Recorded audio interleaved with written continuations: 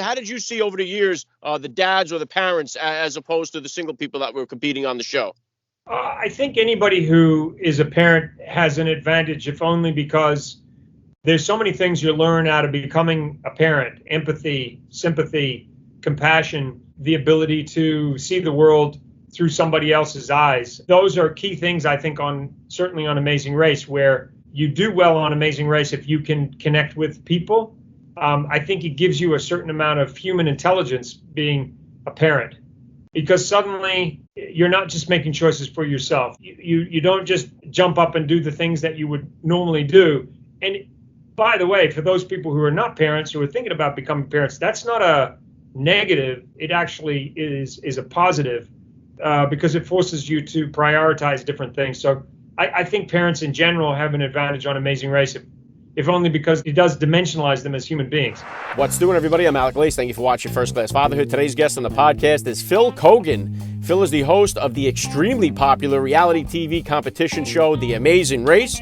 He is also the host of Tough as Nails, which is in its third season. You can catch new episodes Wednesdays on CBS. It's an honor to have him on the podcast today, so get down there, smack that subscribe button, tap the like, and let's jump into it right now with Phil Keoghan on First Class Fatherhood.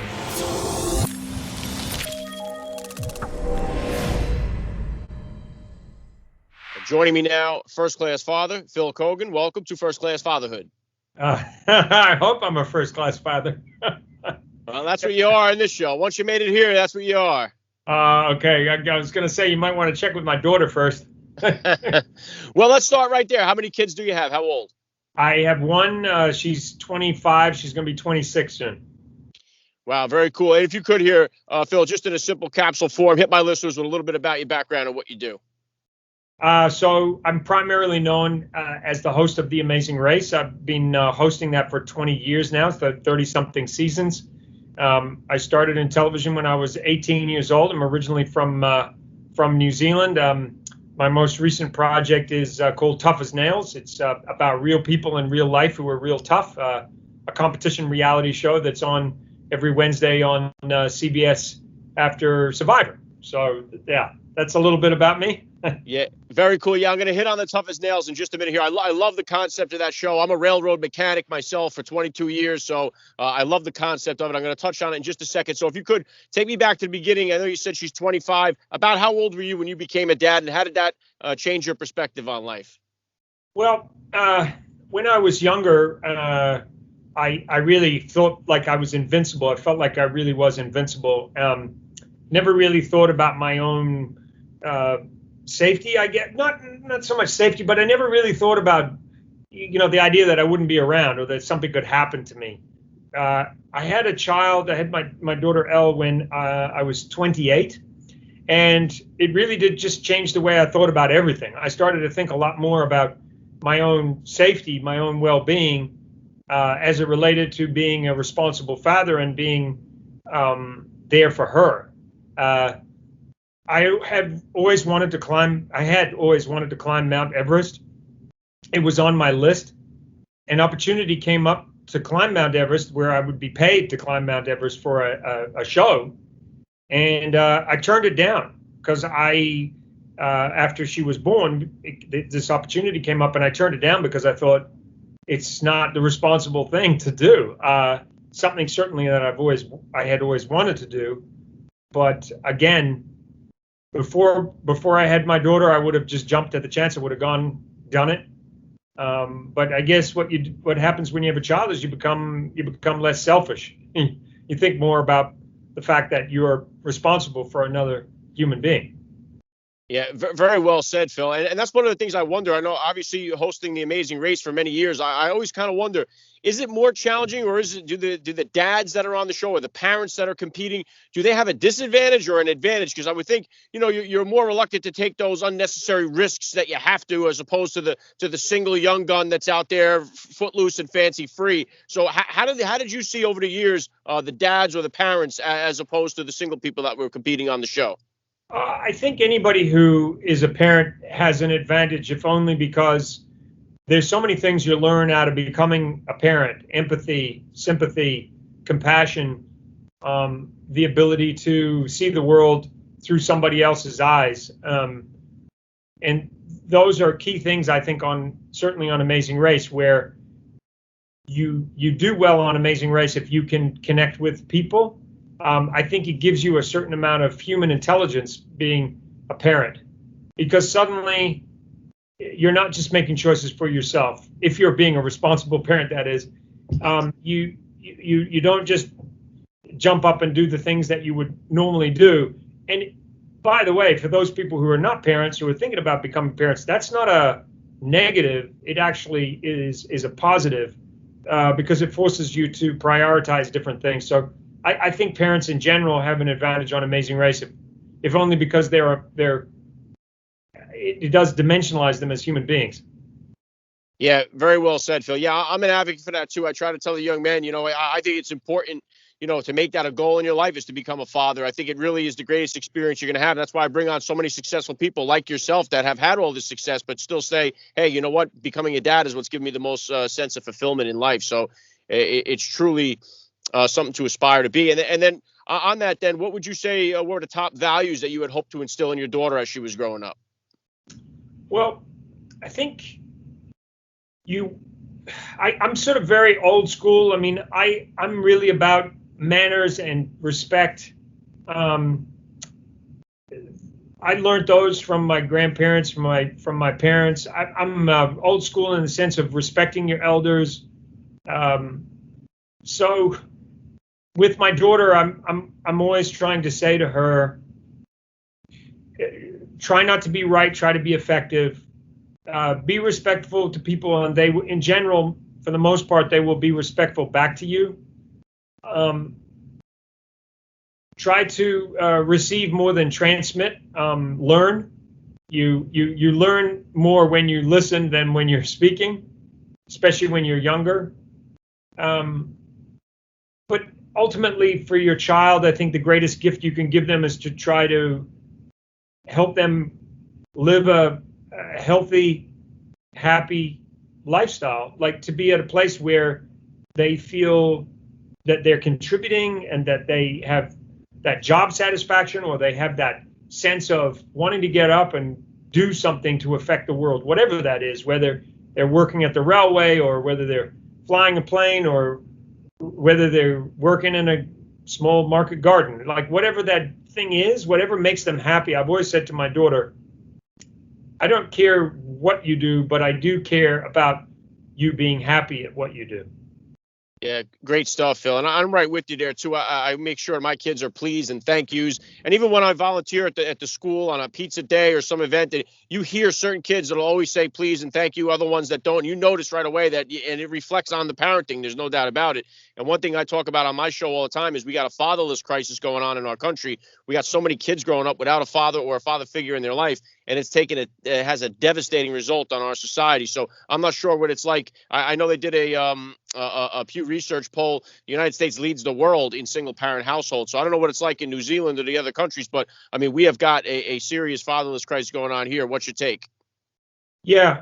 And by the way, father figures don't need to be a biological father. They can be an uncle, a grandparent. Sometimes, for one reason or another, someone loses their way, a father loses their way, and they may become addicted to a substance, and suddenly they're not available for their child. And so it doesn't have to be a biological father. I mean, ideally, that's what you want, but it can also be where somebody steps in and says, you know what, I'm going to help this young person, give them guidance.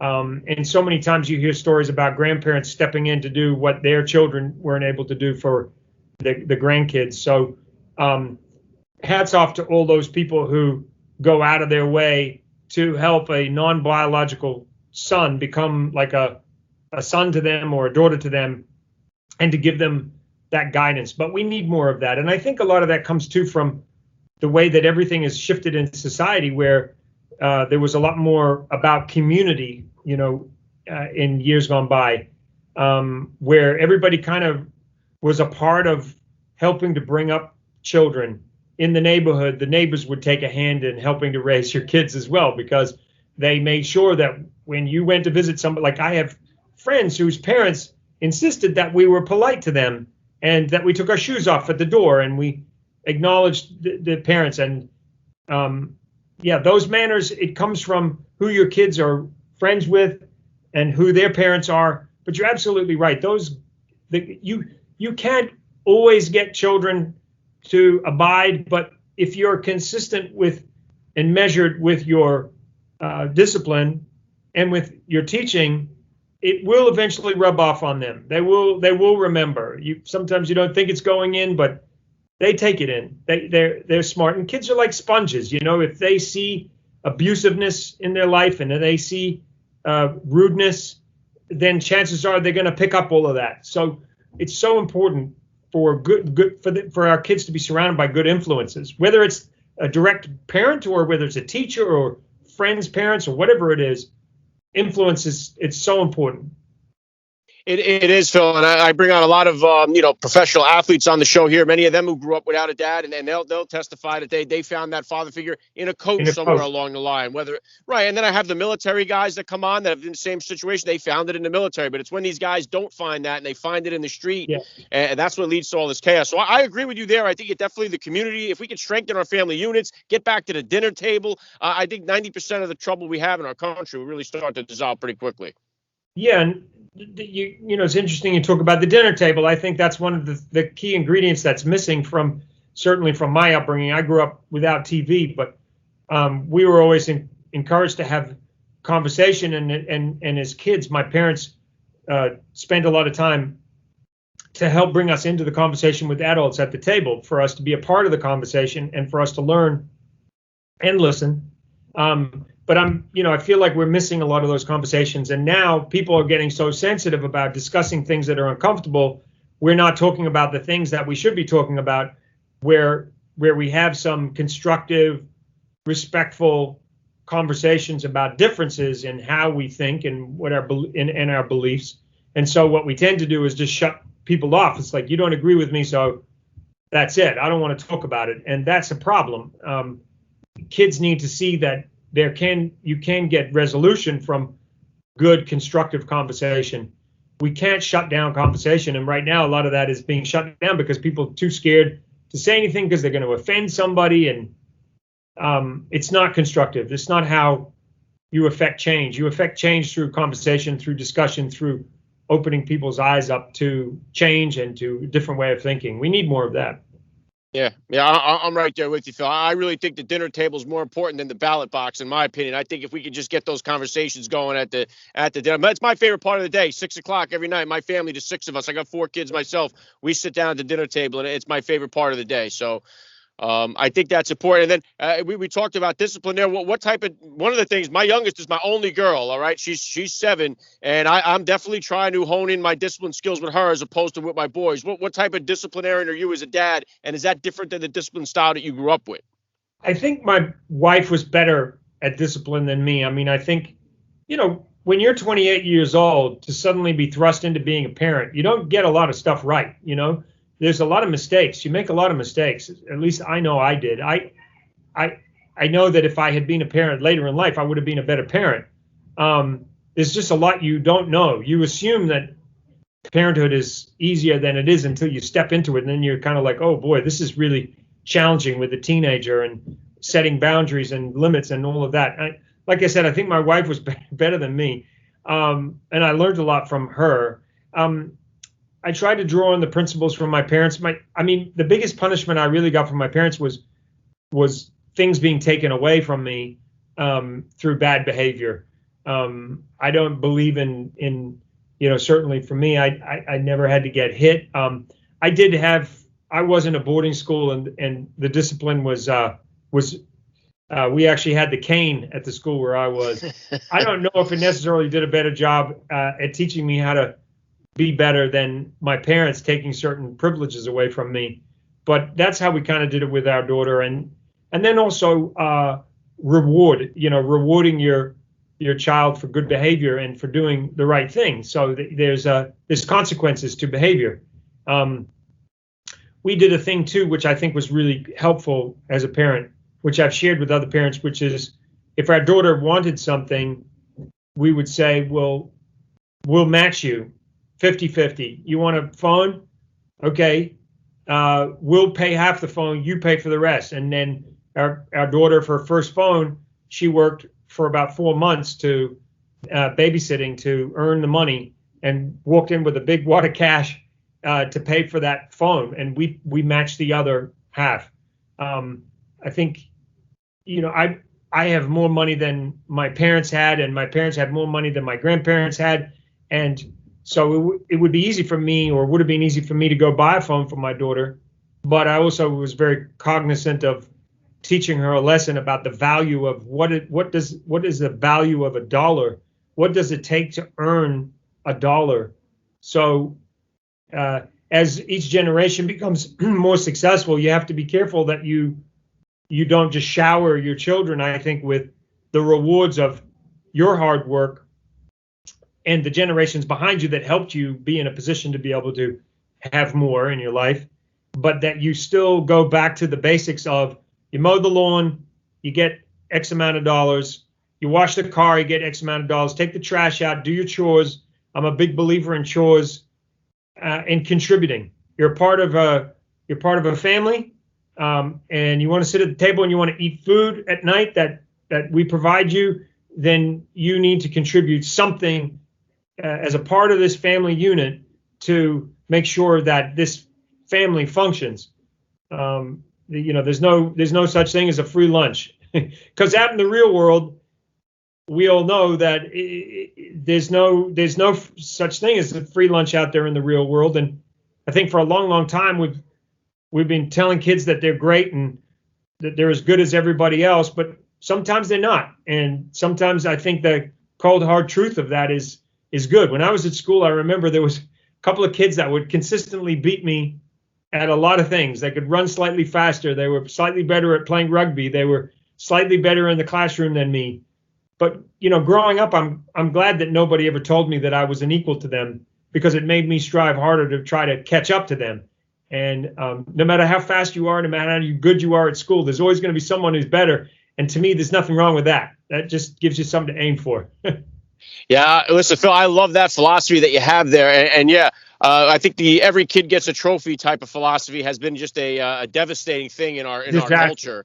Yeah, I think it's done much more harm than good. And to your point there, I have a lot of, it is definitely a challenge for kids that are growing up with successful parents. I bring a lot of guys that have smashed it in life here, and they come from humble beginnings, and now they're multimillionaires, and their kids are coming from a totally different world than they are. So Yeah. there's definitely a different challenge that we may not think of when it comes to that type of situation. Yep. Totally agree with you. And I think it's very hard, because what you want to do is your instinct is to want to provide, because you think, why should they go without, because maybe you went without. But then you have to be very careful and calculated, because you have to think, well, what is the effect of just handing them something? I've often said to somebody, if you think about working all your life for a beautiful home, and that day that you are rewarded with walking through the doorway of a beautiful home, having worked really, really hard for it, the difference between that and just walking up to somebody and saying, hey, here's a beautiful home, and the same person walks through the door of a beautiful home that they didn't work for, it's a very different feeling, right? Like, having something handed to you is very different from having something that you've worked for. So I do believe in putting in the hard yards, and I do believe in reaping the rewards of your hard work, and being able to teach that to your children, that good things will come from hard work. And then every now and again, you get good luck on top of that. Yeah, certainly. All right. Tell me about Tough as Nails here. What was the genesis of the show, Phil? And I know we're season 3 now. It just began. What are the changes that we're going to see here? What makes season 3 different from the previous 2 seasons? Well, Tough as Nails it pays tribute to my grandfather, one of the smartest people that I ever had the opportunity to spend time with. Got pulled out of school at 13, was the brightest kid in his middle school. Got a scholarship to go to high school, but he was sent to work straight away. Self-taught, became a mechanic and an aero mechanic in World War II. Taught me a lot of great things, taught me a lot of life skills. And so Tough as Nails is a celebration of working class people like my family, builders, coal miners, gold miners, farmers, and to celebrate them and to celebrate all the work they do. So season 3, the difference is that now that word is spread about what Tough as Nails is across all the union workers in America, across all the farms, and from Hawaii to the East Coast, because we've got some people from Hawaii this season, more people applying, more tough people, more interesting stories. And it is season 3, so you got to amp it up a wee bit. So we went out to Camp Pendleton. The Marines let us come out to Red Beach, and we kick-started the season with a military exercise. We had Murph, our season 1 winner, come out and kickstart the season. And yeah, it's just bigger, I guess. It's just more people are talking about it. Thank God. It's been a dream to be able to make this show now for more than a decade.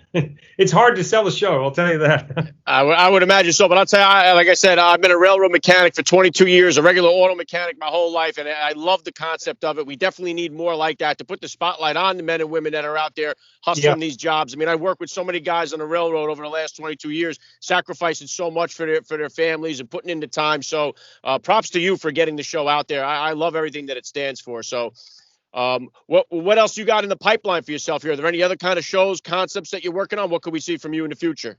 Well, I'd like to go to space. I just saw William Shatner go up into space, and I thought, man, that'd be kind of a fun ride. If Jeff Bezos is listening, then hey, what do I need to do to get a seat on that puppy? Man, that looked like fun. I'd love to go to space. No, I have a film that I wrote during the pandemic with a friend of mine. I'm very keen to make that. It's just a fun story. And we're shooting season 4 of Tough as Nails in the coming months, and Race is coming back. We're gonna get that going again. So yeah, I'm keeping myself busy. I'll tell you that. I've definitely I'm not letting the grass grow under my feet. I'm working very hard. Yeah, there's no doubt about that. It shows too, Phil. And obviously, you've been to all these exotic places over the years here. Do you have a favorite vacation spot if you have your choice to go with the family? I love going home to New Zealand. You know, I live on the West Coast here in the United States. I'm an immigrant. You know, I came to America 30 years ago. But there is nothing better than walking in the front door of your parents' place and you smell something cooking in the kitchen, and my dad grows vegetables out the back, and having like some nice chicken soup or tomato soup with the tomatoes from the garden, and sitting down having a good cup of tea and catching up. It doesn't really matter where you are in the world. That's like there is nothing better than going home. I love wherever that is. There's nothing better.